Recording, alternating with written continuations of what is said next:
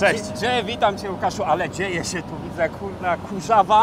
Dzisiaj tak, żniwa w pełni, także jest ostro, naprawdę. Powiem tak, bo pogoda u Was tutaj na Pomorzu, bo to jest takie pogranicze Pomorza i Pomorza Zachodniego tutaj, nie? Pomorza Zachodniego. Dokładnie. No. Wy działacie na dużym areale. Tak, działamy, mamy gospodarstwo około 2000 hektarów.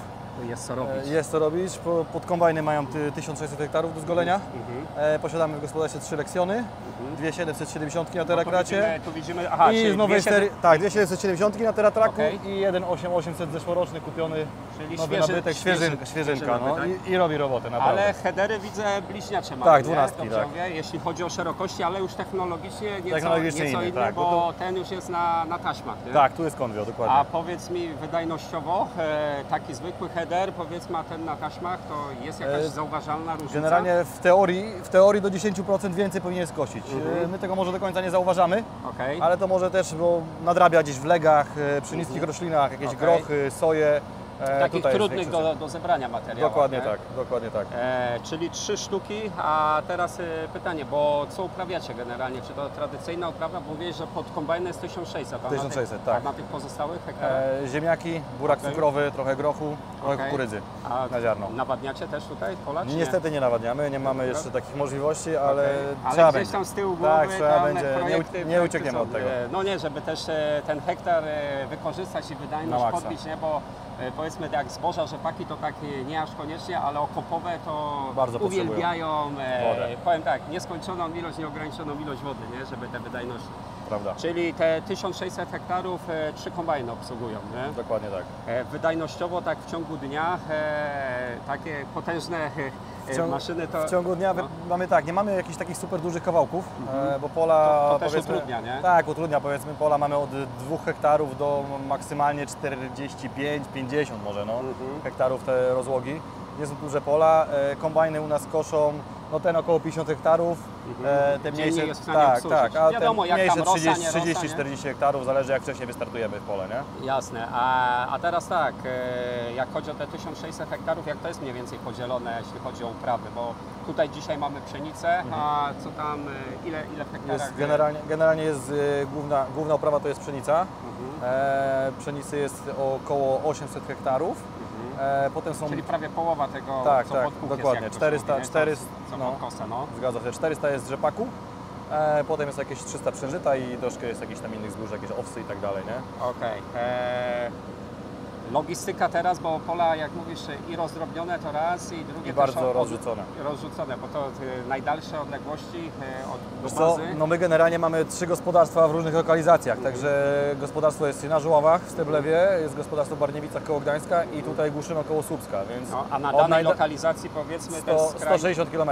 Ale to od do. Ale powiedzmy jak z pola, tam skrajne granice pola do bazy. 20 km mniej więcej. No to jeszcze... Do 20, no to te najdalsze pola. Ale mimo wszystko, bo jak widzimy, jeśli chodzi o tu asortyment ciągników, przyczep, łupin, no to tego musi być sporo, żeby te kombajny też nie stały, nie? Dokładnie. Rozmawiamy o takim małym projekcie jak przyczepa przeładowcza.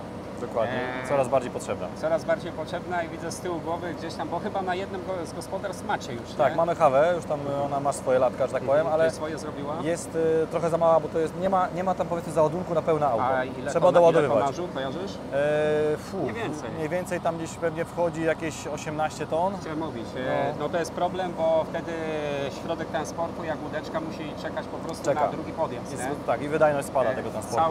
Cały szkopuł jest tym, żeby przyczepa przeładowcza podjechała, na raz się szybko rozładowała. Dokładnie. I łódka wtedy dostaje sygnał i jedzie. I na bazę śmiga, nie? No bo przy tym areale 1600 hektarów, no to Wy przerzucacie w tysiącach te tony, więc ta logistyka transportu właśnie z tych odległych granic pól, no to no jest mega istotna. Nie? Bardzo istotna, bo też pogody jest coraz mniej dobrej w żniwa, a kombajny nie mogą stać.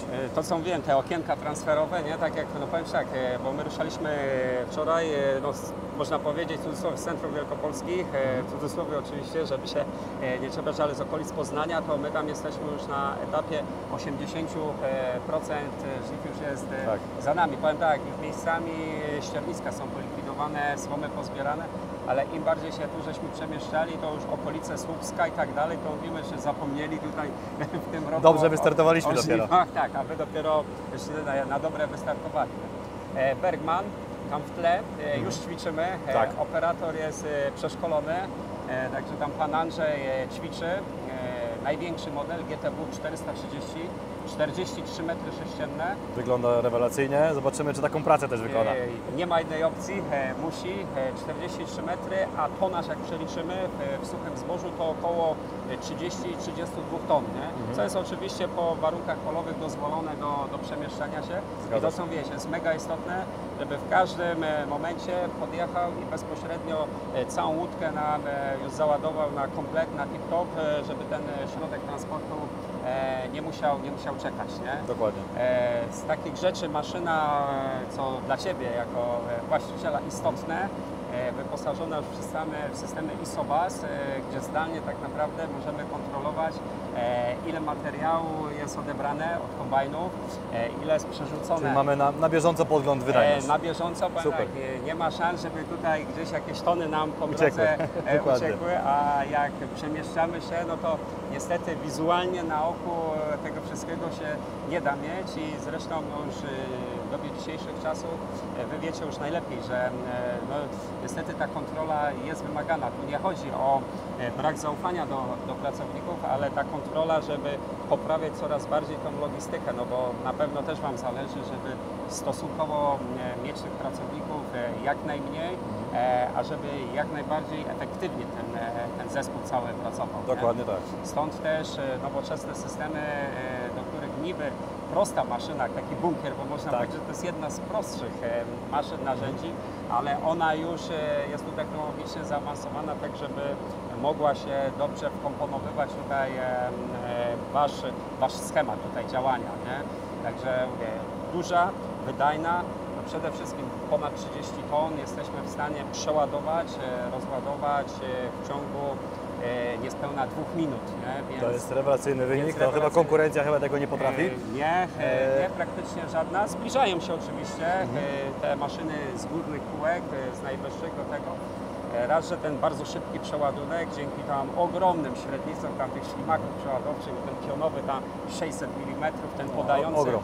poziomy 500, czyli półmetrowy, więc jak będziemy sobie patrzyli, to po prostu ten materiał totalnie Płynie jak nam woda. spływa jak woda, nie?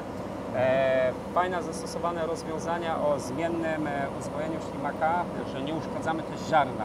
Nie? To jest istotne, jak zbieramy materiał na jakiś kwalifikat, na ziarno nasienne. Nie? To jest są- bardzo istotne, bo to są- starego typu maszyny niszczyły te ziarno do Właśnie, materiału bo one tam- nasiennego tak tam sobie. mieli, nie? Prawda. No i plus do tego hydropneumatyczne zawieszony dyszel, hydrauliczne zawieszenie na tridemie podaje też tą możliwość szybkiego się przemieszczania, bo przeładunek szybki to jest jedno. nie? Ale trzeba szybko jeździć. Ale trzeba szybko Tu się jeździć. trzeba uwijać. Doskonale wiesz, jak to wygląda, jak te pola są rozbite, powiedzmy, że jak mniejsze działki, no to ten problem jest mniejszy, bo ta logistyka aż nie jest ta odległościowa taka problematyczna. nie? Dokładnie. Ale z kolei jak już mamy działki około 50 hektarów, no to tu się robi problem i tak naprawdę no, a 3 kombajny jednocześnie jak chodzą, a największe tutaj mamy modele, jeśli chodzi o praktycznie headery, nie? Tak. Więc to zboże spływa z pól i jakie powinno spływać z tej przyczepy. Dokładnie nie? tak. I tak się dzieje, ale dzięki temu wyślowi, dzięki temu zawieszeniu ta maszyna, no powiem tak, zasuwa na maksa, że tutaj 40 na godzinę w warunkach polowych jesteśmy w stanie się przemieszczać z tym pełnym ładunkiem, nie? Więc To jest bardzo istotne, żeby się nie bujało, żeby było bezpiecznie, nie? Bo to Dokładnie. operatorzy chcą jak najszybciej sprawę załatwić, a może do tragedii niedużo trzeba. Nie? dokładnie tak.